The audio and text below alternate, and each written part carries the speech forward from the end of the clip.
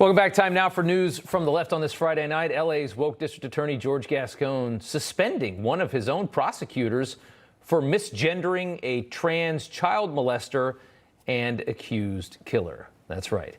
Shea Sana, the lead prosecutor in the case, who was in charge of the case of James Hannah Tubbs, who you see there on the right, was suspended for 5 days without pay for referring to this guy as a male.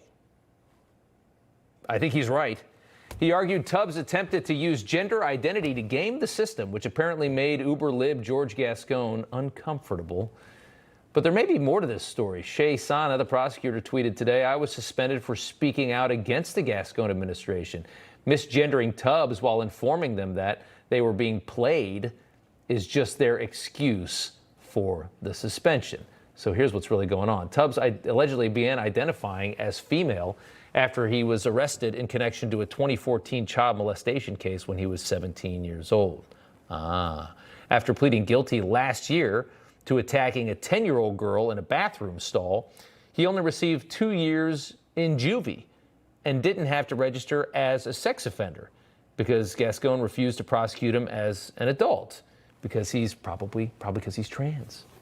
To be very sensitive about that, even when they rape kids. He's age 26 now. Tubbs even gloated over the light sentence on jailhouse phone call recordings last year. He told his father, why his father still talks to him, I have no idea, "They're going to stick me on probation and it's going to be dropped. It's going to be gone. I won't have to register, won't have to do nothing." All because he's pretending to be trans. And he knows that there's a soft spot there because our society is run by idiots. The light sentence was cut short, though, after Tubbs was charged with murder, accused of beating a man to death in 2019. Pretty tough for a trans woman.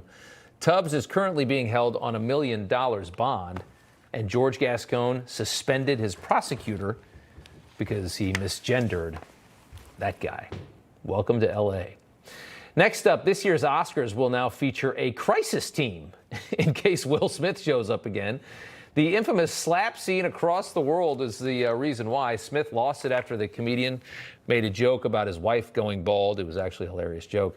The Academy's chief executive, Bill Kramer, told Time magazine, "Because of last year, we have opened our minds to the many things that can happen at the Oscars," adding the team will be able to assemble very quickly should something happen that night.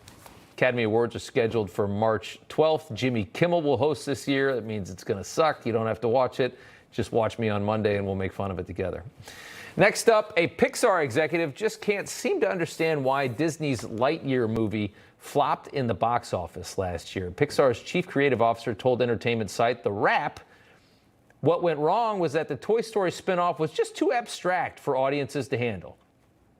He completely ignores the boycotts over the gay kiss scene. It is a kids movie after all.